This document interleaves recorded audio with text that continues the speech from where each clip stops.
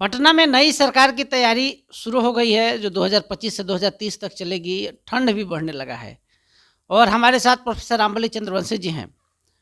कुर्था से जनसुराज के बैनर तले चुनाव लड़ा। जनसुराज की बिहार में प्रचंड हार हुई।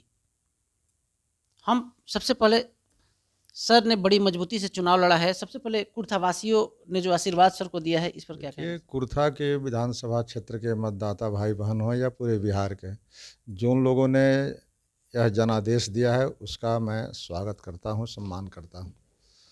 बाद में समीक्षा का विषय आएगी कि आखिर इस तरह के जनादेश क्यों आए, कहाँ कहाँ भूल हुई, त्रुटियां हुई।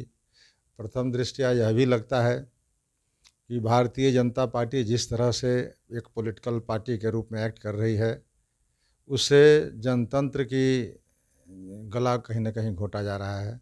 चुनाव आयोग एक भारतीय जनता पार्टी की कठपुतली बन करके रह गया है। और लेकिन रामबली जी, आप कुर्था से चुनाव लड़ने चले गए प्रशांत के सिंबल पर। प्रशांत किशोर ने बड़े ही खुशी के साथ आपको सिंबल थमाया और प्रचार करने ही नहीं पहुंचे। ये अलग विषय हो सकता है, लेकिन जनसुराज के जो वोट थे या कैंडिडेट के भी जो वोट थे, उन सब वोटों का क्या हुआ ये कहीं से पता नहीं चलता है। एक तरफ ग्राउंड में प्रशांत की तैयारी नहीं थी क्या? नहीं, संगठन मजबूत नहीं था, खास करके दक्षिण बिहार के ये में। लेकिन प्रशांत का वोट पूरे बिहार में इतना कम आना एक चिंता और आश्चर्य का विषय है। प्रशांत किशोर सीटें कम जीत सकते थे, लेकिन परसेंटेज ऑफ वोट इस तरह का आएगा। आप लोग लगता है कि जिताने चलाए थे क्या बीजेपी नीतीश कुमार को? अब ये तो मैं नहीं कह सकता, लेकिन नीतीश कुमार जिस ढंग के तैयारी की है, अब लगता है कि ये जनतंत्र नहीं चला रहे हैं, ये सेटिंग गेटिंग का काम कर रहे हैं।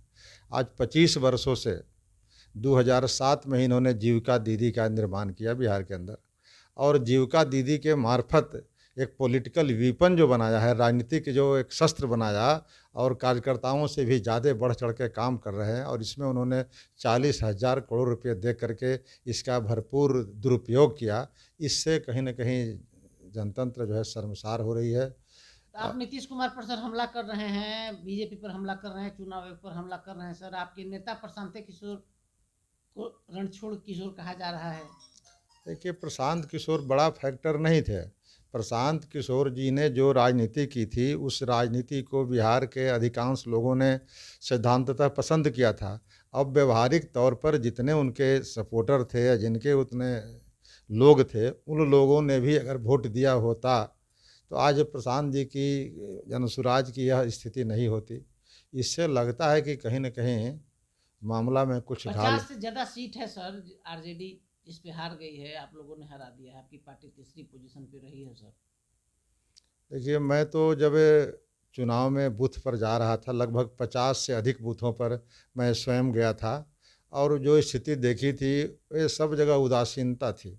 मतदाताओं में कोई बहुत ज़्यादा ये नहीं लेकिन था। महिलाओं में तो बड़ी जोश था। नहीं, महिलाओं को दूसरे ढंग से ना ये किया गया है, हैंडल किया गया है। महिलाओं को जीविका दीदियों के द्वारा पैसा दे करके, पैसा के लालच दे करके, कुछ लोगों को पैसा रोक करके इस तरह के हथकंडे अपनाए गए हैं। यह जनतंत्र में पहली बार हुआ है। इस तरह के जनतंत्र में नीतीश कुमार के द्वारा कलंक होने का टीका लगेगा, ये हम लोगों ने कल्पना भी नहीं की थी। और उधर ऊपर से भाजपा, आप देख लीजिए, गृह मंत्री चुनाव होने के बाद भी 2 दिन तक पटना में डटे हुए थे, यह सेटिंग गेटिंग कर रहे थे। तो इन लोगों के हाथ में सत्ता चली गई है, तो अब बाकी लोगों को यह विचार करना है कि जनतंत्र को रखना। सेटिंग गेटिंग में जो गृह मंत्री की बात की है, नीतीशो जी के साथ तो सेटिंग गेटिंग हो रहा होगा। नीतीशो जी को हवा में उड़ाने की बात हो रही होगी। नहीं, नीतीश जी तो अपने खुद माहिर खिलाड़ी हैं। आज 20 साल से नहीं, 25वां साल इनका अब होगा। 25 साल तक जब से सत्ता में आए, केन प्रकारेण सत्ता में बने रहे, इसका उन्होंने फार्मूला ईजाद कर दिया है। और यह फार्मूला क्या हो सकता है, ये बिहार की जनता समझ आपका नेता का कल प्रेस कॉन्फ्रेंस है, मीडिया को बड़ा आमंत्रित किया गया है। अब देखिए, नेता क्या खुलासा करते हैं वो एक अलग विषय है। जब खुलासे करेंगे, अब तो हार गए हैं, तो इनको बिहार छोड़ देना चाहिए। बोले थे कि संन्यास ले लेंगे सर। अब बिहार छोड़ेंगे कि बंगाल छोड़ेंगे कि भारत छोड़ेंगे, या फिर से कमर कस के लगेंगे, ये तो प्रशांत जी का विषय है। आपसे बात हुई है? हमसे बात औपचारिक हुई है। औपचारिक हुई है, क्या कहा उन्होंने? उन्होंने कहा कि बैठ के बात करेंगे। बैठ के बात करेंगे। हम्म। नीतीश नीतीश कुमार मुख्यमंत्री बनने जा रहे हैं, शपथ ग्रहण होगा 20 तारीख को, प्रधानमंत्री आ रहे हैं, क्या कहेंगे? नीतीश कुमार मुख्यमंत्री बनने जा रहे हैं, लेकिन बिहार के लोगों का आप जरा सर्वे करके देखिए, थोड़ा भी खुशी कहीं है? कहीं नहीं है।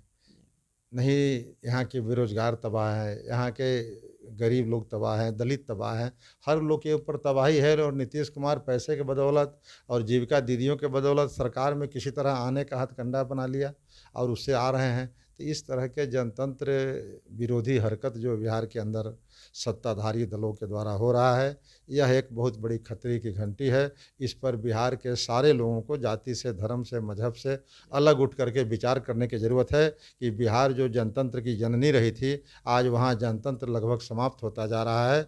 इस पर विचार करने की ज़रूरत है। तो प्रशांत किशोर का बचाव करते हुए नीतीश कुमार और जो बीजेपी अलायंस की सरकार है उस पर बड़ा सवाल उठा दिया है और कह दिया है कि जनतंत्र के लिए बिहार के बुद्धिजीवियों को सोचना होगा। बड़ी बात, बड़ी चेतावनी रामबली चंद्रवंशी ने दे दी है। खुद भी प्रोफेसर हैं, नेता भी हैं और चुनाव लड़कर आए हैं जनसुराज के बैनर तले। अच्छा प्रयास किया, जनता का जो जनादेश आया उसका सम्मान करते हैं। बड़ी बात कह दी है पूरे बिहार में अपने समर्थकों को लेकर। हमारे सहयोगी सन्नी के साथ कौशलेंद्र, पटना से।